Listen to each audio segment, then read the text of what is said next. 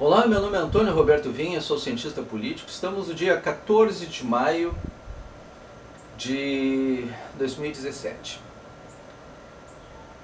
O vídeo que eu montei hoje é o último dessa série, sobre o depoimento de Luiz Inácio Lula da Silva. E ele vai ser um pouco polêmico nesse aspecto, porque ele fala exatamente da questão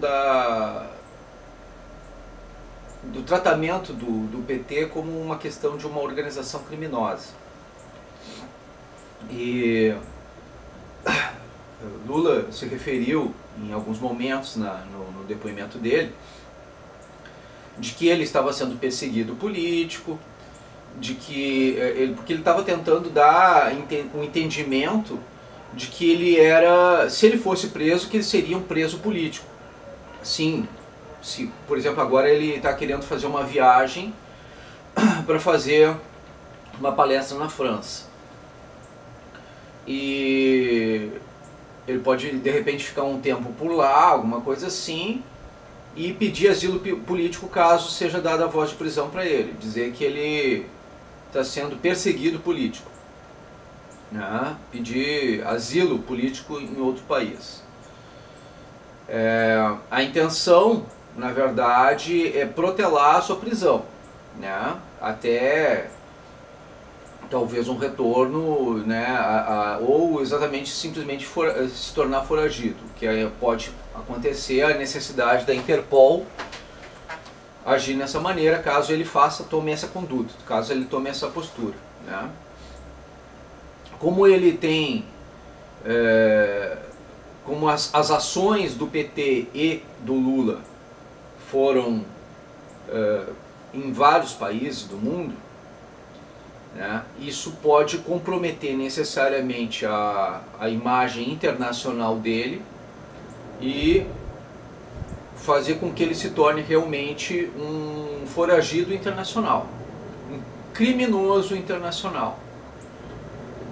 E aí, uma das questões que é colocada na lei do Brasil, que determina o que é uma organização criminosa, e que havia até então uma brecha na lei, até a promulgação desta lei por Dilma Rousseff, ou seja, foi o próprio PT que organizou essas leis que tratam hoje de organização criminosa, que define inclusive a questão de delação premiada. Quem promulgou essa lei foram os governos do PT para caçar os seus adversários, né? Para inibir os seus adversários. Governo Dilma Rousseff, mas foi criada no governo Lula. O projeto de lei foi criado no governo Lula e foi trazido até a promulgação de Dilma Rousseff. Foi o PT que criou isso. O que o PT está sofrendo hoje foi o próprio PT que criou. Foi um tiro no próprio pé. E eu vinha dizendo isso há bastante tempo, mas pouca gente acreditava. Então eu estou trazendo os dados, as informações, os vídeos, para que vocês possam perceber se isso tem fundamento ou não. E a intenção do Lula era ser candidato, por isso ele não se defendeu. Ele não se defendeu, ele atacou, né? A intenção dele era ser candidato. Aí disse, mas Antônio, o Lula é réu, como é que ele vai ser candidato a presidente? A intenção é que ele prolongue essa situação para que ele possa ser candidato. Uma vez candidato, aí ele não pode mais ser cassado.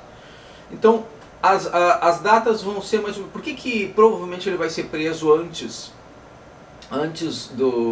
da metade do final deste ano? Porque existe uma questão de prazo aqui.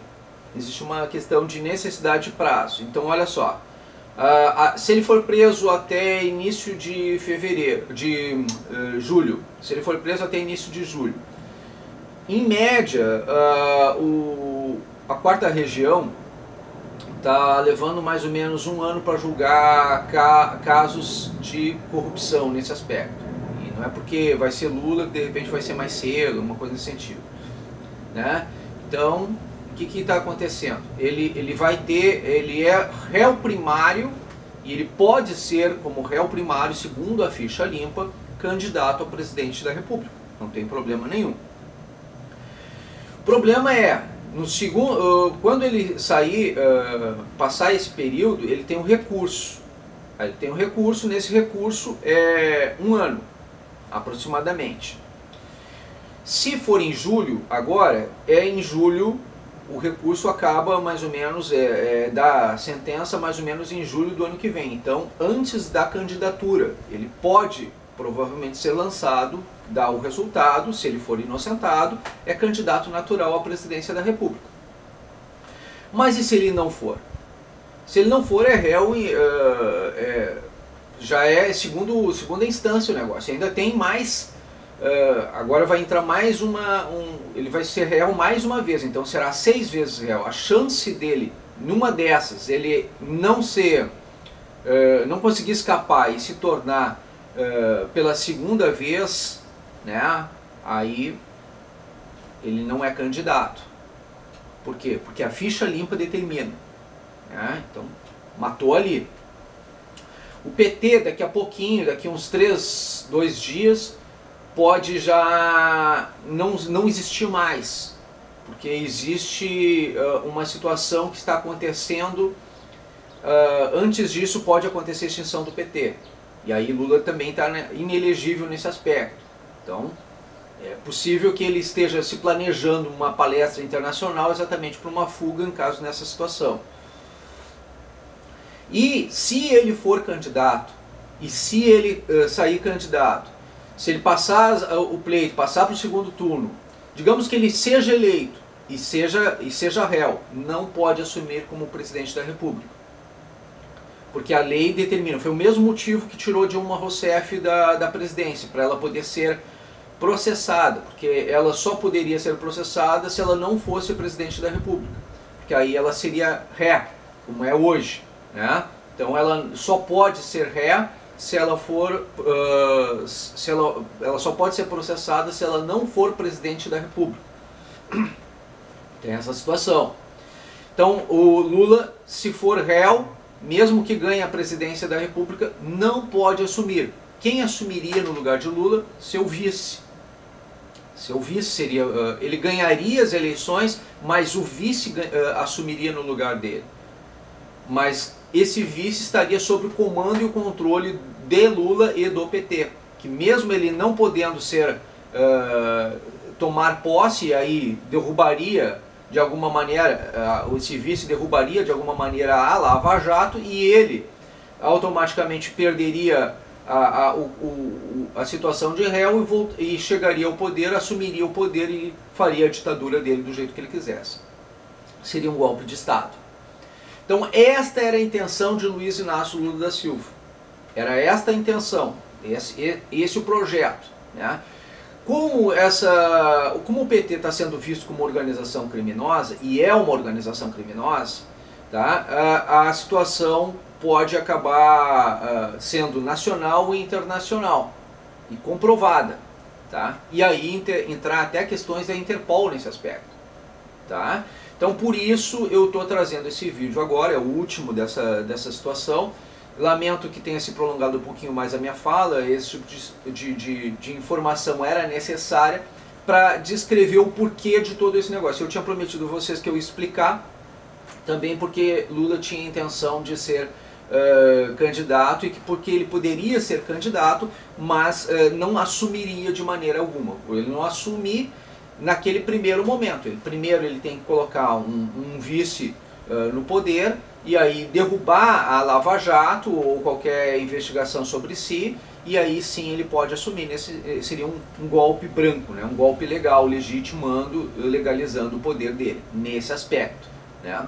Então essa é a intenção de Luiz Inácio Lula da Silva. Ele tem estratégia para tudo, para todas as situações.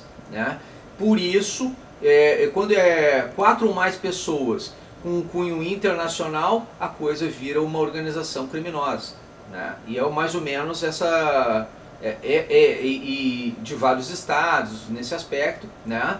com penas de crimes que vão acima de 4 anos, que é tudo isso que está acontecendo, né? Então já existem pessoas que estão delatando, no caso, a Mônica, do casal dos marqueteiros, né?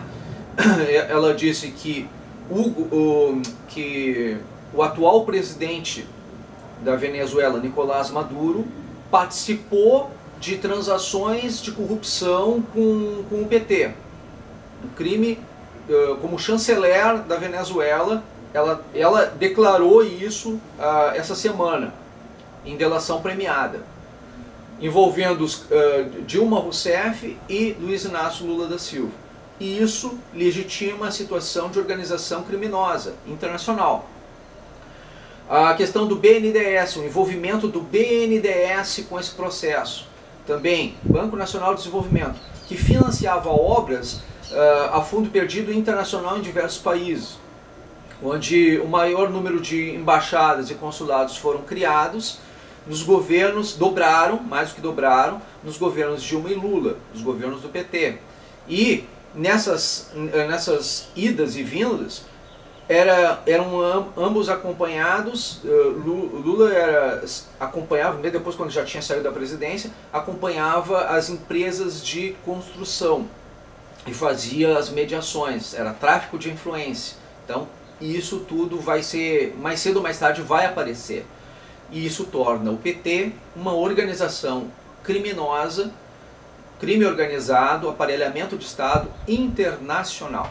Tá? Então ficou bem claro agora e eu deixo os vídeos para vocês poderem assistir. Muito obrigado pela atenção dispensada.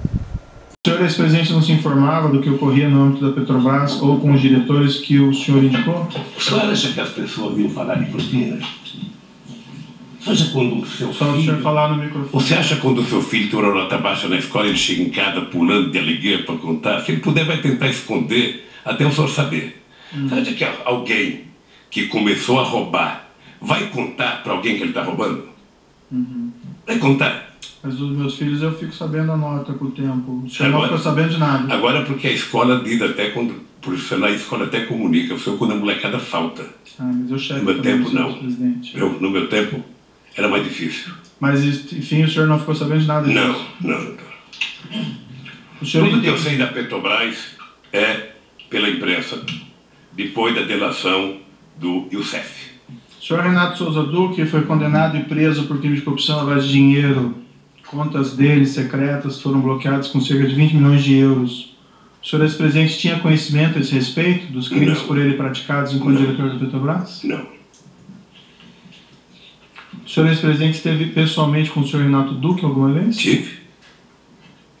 O senhor ex-presidente pode descrever as circunstâncias? Eu tive uma vez no aeroporto de Congonhas, se não me falha a memória, porque tinha vários boatos no jornal de corrupção e de conta no exterior. Eu pedi para o Vacari, que eu não tinha amizade com o Duque, trazer o Duque para conversar. Isso aproximadamente quando? Não tenho ideia, doutor, não tenho ideia. Eu sei que foi numa gala em Congonhas e a pergunta que eu fiz para o Duque foi simples. Tem matéria nos jornais, tem denúncia de que você tem dinheiro no exterior, que está pegando da Petrobras, ou seja, você tem conta no exterior? Eu falei, não tenho. Eu falei, acabou. Ele não tem. Sabe, não mentiu para mim, mentiu para ele mesmo. O senhor procurou algum outro ex-diretor da Petrobras com esse mesmo propósito? Não. O senhor procurou o Paulo Roberto Costa, por exemplo, para esse esclarecimento? Não. E por que o senhor procurou especificamente o senhor Renato Duque? Porque o Duque... Dentre os diretores? Porque o Duque tinha sido indicado pela bancada do PT.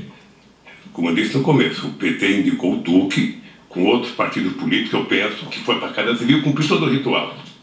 Tinha outro... Então eu fiquei muito da vida, muito sabe? E falei. Tinha outros diretores... Ele disse que não. Se ele disse que não, ele não mentiu para mim. Entendi. Ele mentiu para a consciência dele. Senhor presidente, o senhor tendo nomeado, indicado, ou pelo menos dado a palavra final para a indicação ao Conselho de Administração da Petrobras de Paulo Roberto Costa, Renato Souza Duque, Nestor Cunhato Severo e Jorge Zuizelada, o senhor não tinha conhecimento de nenhum dos crimes por eles praticados enquanto diretores da Petrobras? Não. ou desse esquema criminoso que alguns Não, deles nem confessaram? nem o senhor, nem o Ministério Público, nem a Petrobras, nem a imprensa, nem a Polícia Federal. Todos nós só ficamos sabendo quando foi pego no grampo a conversa do Youssef com o Paulo Roberto. Eu indago ao senhor essa porque foi o senhor que indicou o nome deles, né? Ao Conselho de Administração da Petrobras é uma situação diferente minha, que não tem nada a ver com isso. Nunca participei dessas Não, o senhor indicações. soltou o Youssef e mandou grampear, o senhor podia saber mais do que eu. Não, eu decretei a prisão do Alberto Youssef, é um pouco diferente. Doutor Moro, deixa eu dizer uma coisa, senhor. Senhor ex-presidente. Deixa Mas eu dizer uma enfim, coisa, o senhor tendo indicado essas pessoas, o senhor não tinha conhecimento de nada disso. Nada, eu indiquei tanta gente. O senhor tendo nomeado todas essas pessoas, o senhor entende que o senhor não tem nenhuma responsabilidade pelos fatos que eles praticaram? Nenhuma da responsabilidade. Petrobras? Nenhuma responsabilidade.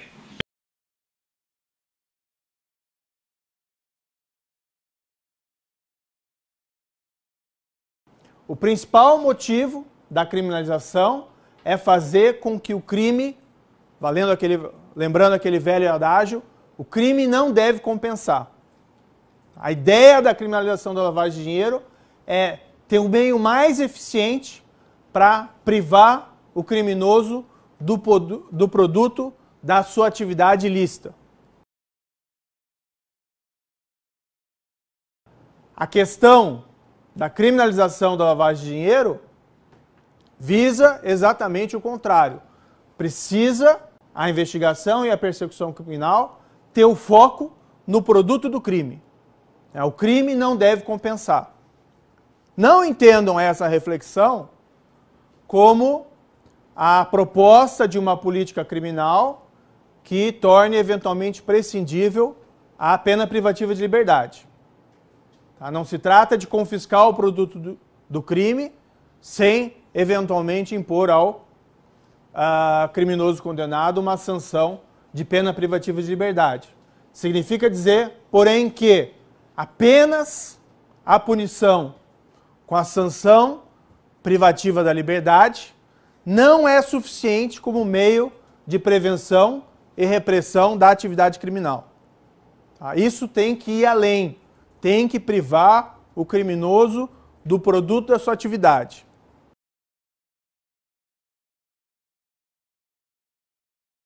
Mas é importante vocês terem presente aquilo que mencionei no início. Não é mais um crime, mas sim uma alteração de política criminal. Se o objetivo da investigação e da persecução criminal não é mais só identificar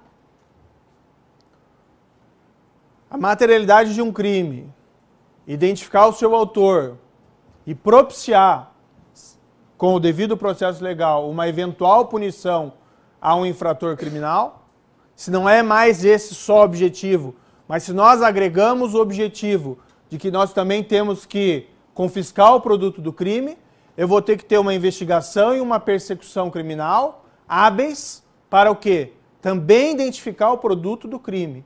Também ter um mecanismo hábil para que haja a imobilização do produto do crime. E também para que ao final seja possível o confisco do produto do crime. Claro que tudo isso é observado o devido processo legal, incluindo aí os direitos e garantias individuais. Nessa perspectiva de que você precisa ter um processo que também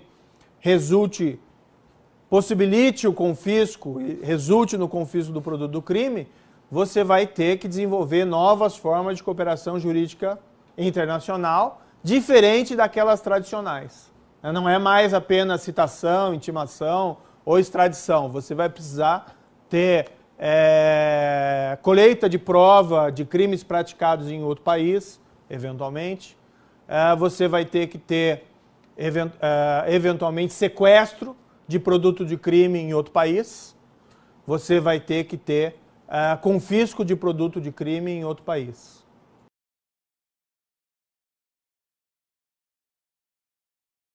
E aí vocês podem lembrar aqueles velhos filmes ou seriados norte-americanos que não raramente alguém sugerindo alguma linha investigatória utiliza aquela famosa expressão, né? Follow the money, siga o dinheiro. Então, se você tem dificuldades aí para descobrir o crime, o seu autor, siga lá o Dinheiro para descobrir o que está acontecendo. Num grupo criminoso organizado dedicado, sei lá, à prática de roubos, não é o chefe normalmente que vai realizar os atos de execução do crime. Num grupo criminoso dedicado eventualmente a extermínio mediante aluguel, não é o chefe normalmente que vai sujar suas mãos de sangue. Mas se não é o chefe que normalmente pratica esses atos de execução direto, sei lá, sujando suas mãos com droga ou sujando suas mãos com sangue, certamente ele é o último beneficiário da atividade criminosa. Se eventualmente você pode ter dificuldades probatórias em vincular o chefe ou membros da cúpula desse grupo aos atos praticados por seus subordinados menores, talvez uma perspectiva probatória de você ter um bom caso criminal seja o crime de lavagem de dinheiro. Porque fatalmente o dinheiro vai chegar em quem tem esse poder de controle sobre o grupo criminoso organizado. Isso também é válido para outras situações, em particular também para o domínio político. Nós sabemos que também no mundo político existe um mundo extremamente competitivo. Dentro de um regime democrático, um político, um agente político, muitas vezes tem que ganhar apoio popular para suas ideias. E como normalmente, não necessariamente, mas numa democracia de massas, se faz necessário aí grandes dispêndios para transmitir essas ideias, também um político desonesto, dentro do âmbito político, tem vantagens que um político honesto normalmente não tem. Daí também é importante a criminalização da lavagem de dinheiro, pelo menos para tentar, vamos dizer, estabelecer uma barreira. Claro que a barreira é permeável, não existe aí uma possibilidade de isolar completamente o dinheiro sujo, mas é necessário diminuir as chances de êxito daqueles que se utilizam no domínio político de recursos criminosos. Adiante aqui para essa questão. Senhor ex-presidente, se o senhor entender que o senhor não tem condições de responder, que o senhor quer exercer o direito de silêncio, o senhor vai seguir a orientação dos seus advogados, sim, a pergunta fica mantida e não é uma pergunta política, doutor. E o doutor não tem a palavra mais sobre esse tema. Senhor ex-presidente, o senhor vislumbra alguma contradição na sua posição em afirmar que não tem qualquer responsabilidade sobre todos esses crimes, mas também não reconhecer publicamente qualquer responsabilidade de pessoas que trabalham no partido, no governo? Eu vou seguir a orientação dos advogados. Em 2017, o senhor, ex-presidente, prestou as seguintes declarações de evento partidário, e eu abro aspas: se eles não me prenderem logo, quem sabe um dia eu mando prendê-los pelas mentiras que eles contam. O que o senhor quis dizer com esse tipo de declaração? Recomendação, eu dizer o seguinte, que a história não para com esse processo. A história um dia vai julgar se houve abuso ou não de autoridade, nesse caso, do comportamento tanto da Polícia Federal quanto do Ministério Público, no meu caso. E o senhor pretende mandar prender os agentes públicos? Como é que eu vou saber? Nem sei se eu vou estar vivo amanhã. Foi o que o senhor afirmou, né? Isso é uma força de expressão. Se você for candidato, você vai ter muita força de expressão nos palanques. Estou sendo julgado pelo que eu fiz no governo. Eu estou julgado pela construção de um PowerPoint mentiroso. Que aquilo é ilação pura. Aquilo deve ter sido um ou alguns cidadãos, com todo respeito, que, desconhecendo a política, fizeram um PowerPoint, porque já tinha a tese anterior de que o PT era uma organização criminosa, que o Lula, por ser presidente, era o chefe e que, portanto, o Lula montou o governo para roubar. Essa é a tese do contexto que está colocada. Essa é a tese do contexto, então é uma tese eminentemente política.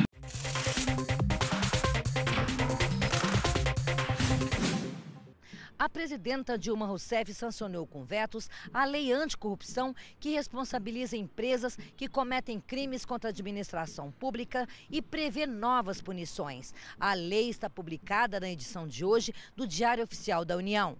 A lei anticorrupção prevê punição para empresas que corrompam agentes públicos, fraudem licitações de contratos ou dificultem investigações ou fiscalização de órgãos públicos. Está prevista a aplicação de multas de até 20% do faturamento bruto da empresa ou até 60 milhões de reais. De Brasília, Cleide Lopes.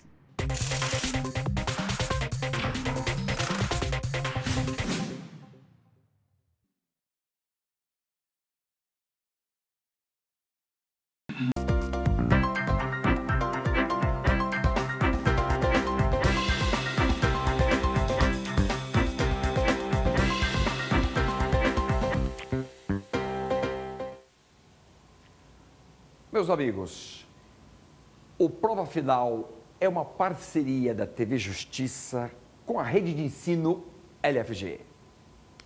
O Prova Final é dividido em 3 blocos. No primeiro bloco, nós temos que apresentar o tema do dia. No segundo bloco, nós temos Pergunte ao Professor. São perguntas que eu já vou responder. E depois, no terceiro bloco, nós vamos gravar 2 questões de OAB ou de concurso, mas são questões relacionadas com o tema do dia. O tema do dia é organização criminosa. Este assunto merece nossa atenção e, sobretudo, merece atenção sua, você que é aí candidato à OAB. Por quê? Porque teve modificação recente. A Lei 12.694 definiu finalmente o tema organização criminosa no nosso país. Nós vamos então analisar este conceito de organização criminosa e verificar quais são os efeitos dele dentro do ordenamento jurídico brasileiro. Nós não tínhamos este conceito de organização criminosa, mas muitas leis faziam referência a ele. Daí a pergunta: essas leis anteriores que mencionavam organização criminosa, valem ou não valem? A lei nova vai valer a partir de 90 dias, porque esse é o tempo de vacácio da lei nova. Mas a partir daí, este conceito novo vale para o quê? Tem reflexos penais, tem reflexos processuais. Tudo isso é o que nós queremos abordar aqui no Prova Final, que, repito, é uma parceria da TV Justiça com a rede de ensino LFG. E se você quer formular alguma pergunta para nós, então utilize provafinal@aesapar.com. Repito, provafinal@aesapar.com. Esse é o tema e já está apresentado. Vamos então para o nosso segundo bloco, quando então eu vou fazer uma exposição detalhada de tudo isso que eu acabo de anunciar para vocês. Avante!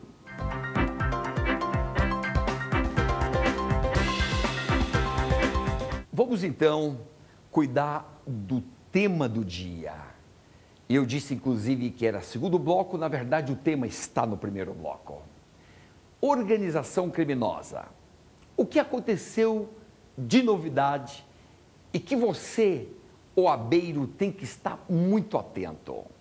Agora temos o conceito de organização criminosa que foi dada pela Lei 12.694. Como é este conceito? O conceito dado pela lei é o seguinte, olha lá, vejam vocês, acompanhem aqui nosso raciocínio. Para os efeitos desta lei, considera-se organização criminosa, 1. Associação de mais de 3 pessoas, de 3 ou mais pessoas, estruturalmente ordenada, por divisão de tarefas, etc, etc. Por ora, o que você tem que fixar? Associação de 3 ou mais pessoas. Notem, a lei não disse mais de 3 pessoas, disse 3 pessoas ou mais. E assim o número mínimo 3. Número mínimo 3. Associarem-se, reunirem-se, juntarem-se. É isso que exige, em primeiro lugar, a nova tipificação da organização criminosa. Portanto, considera-se organização criminosa essa associação de 3 ou mais pessoas, porém, de que maneira? De que forma? Da seguinte maneira: a lei diz, de forma estruturada, ordenada e caracterizada por divisão de tarefas, ainda que informalmente. Portanto, aquela associação de 3 ou mais pessoas não pode ser qualquer tipo de associação. Tem que ser de forma ordenada, divisão de tarefas, ainda que informalmente. É isso que a lei exige. Só isso, não mais. Qual é o objetivo da associação? Terceira exigência, objetivo da associação. Diz a lei, com o objetivo de obter qualquer tipo de vantagem, direta ou indiretamente, qualquer tipo de vantagem. Notem, a lei não falou vantagem econômica.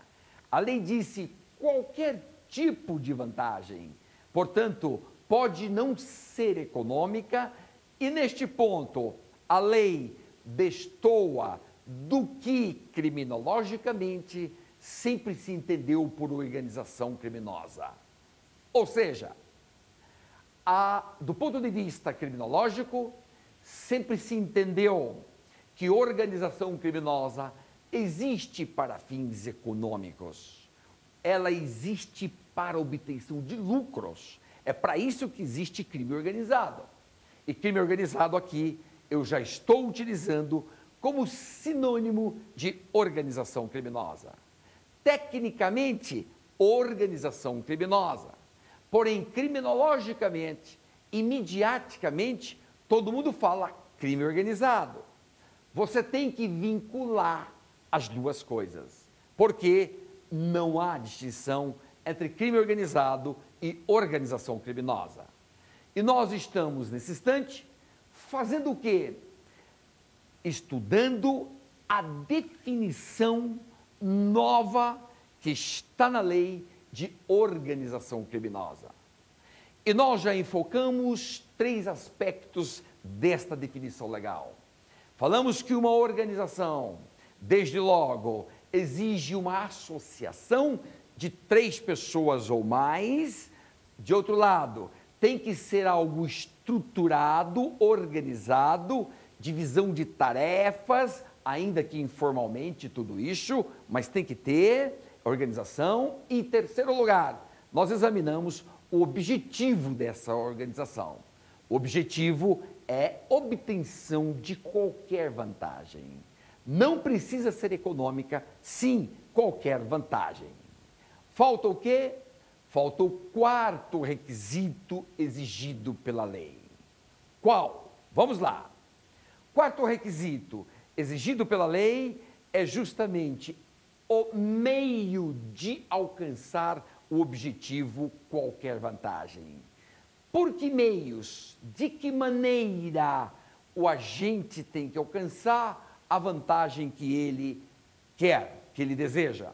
Diz a lei, mediante a prática de crimes. Mediante a prática de crimes.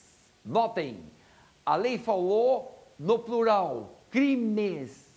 Se uma associação existe para o fim de cometer um único crime, não é organização criminosa. Ela exige no plural, ela exige uma pluralidade de crimes. E agora, para fechar este conceito todo, só resta o seguinte: quais crimes? A lei nova definiu quais crimes têm que fazer parte do objetivo da associação. Quais? Crimes cuja pena máxima seja igual ou superior a 4 anos. Pena máxima igual ou superior a 4 anos. Portanto, não quer a lei que configure uma organização criminosa a reunião de várias pessoas para o fim de cometer crimes cuja pena é muito baixa. Não configura organização criminosa. Tem que ser crimes cuja pena vai de 4 ou mais, de 4 anos ou mais. E, por último, crime transnacional.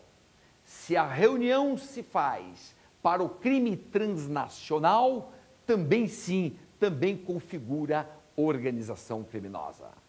Eu, então, te resumo tudo isso da seguinte maneira. É a organização criminosa, agora, no nosso direito, para fins penais e processuais, já nós veremos. Já veremos de que maneira é o penal, de que maneira é o processual penal. Mas, em síntese, é organização criminosa, associação de 3 ou mais pessoas, de forma estruturada, organizada, com divisão de tarefas. De outro lado, objetivo de qualquer vantagem. Tudo isso que será conseguido mediante a prática de crimes, cuja pena máxima seja igual ou superior a 4 anos, e de outro lado, também pode ser um crime transnacional. Este é o novo conceito de organização criminosa no nosso país. Gravou tudo aí? Mas, senhor vice-presidente, a questão aqui, a acusação está posta pelo Ministério Público na denúncia, evidentemente o senhor tem oportunidade de se defender, mas o Ministério Público afirma aqui que teria havido corrupção e lavagem. Lavagem de dinheiro, igual essa ocultação de patrimônio. Pela ordem, excelência, a lei assegura o momento do interrogante falar tem que provar que ele tem em sua autodefesa. Não basta alguém levantar uma tese e essa pessoa ser processada. A acusação é muito mais feita pelas capas de jornais, pela capa de revista e pela imprensa do que os dados concretos da pergunta que vocês me fizeram. Sinceramente, pelas perguntas que vocês me fizeram, o doutor Moro não deveria nem ter recebido essa acusação. Senhor ex-presidente, já que o senhor fez essas afirmações, eu vou colocar para o seguinte, senhor. A imprensa não tem qualquer papel no julgamento desse processo. O processo vai ser julgado com base na lei e exclusivamente nas provas. O senhor foi chamado nesse processo aqui e o senhor foi tratado, desculpe se eventualmente não pareceu isso em algum momento, mas o senhor foi tratado com o máximo respeito. E as perguntas que foram feitas ao senhor presidente, como eu disse no começo, embora elas possam até parecer difíceis, mas é porque existe uma acusação criminal. Então não tem como esclarecer esses fatos sem perguntar a respeito do conteúdo da acusação criminal. Mas o senhor pode ter certeza que o processo vai ser julgado exclusivamente com base nas provas e na lei, e serão levadas em consideração essas declarações que o senhor fez a esse respeito. Senhor presidente, infelizmente eu já sou atacado por bastante gente, inclusive por blogs aí que supostamente patrocinam o senhor, então padeço dos mesmos males de certa medida. Entretanto, não, doutor, não me dê a palavra. Entretanto, eu vou encerrar aqui essas suas declarações, mas eu lhe asseguro que vai ser julgado unicamente com base nas leis e na prova do processo. O senhor pode ficar seguro quanto a isso, certo? Assim que eu espero.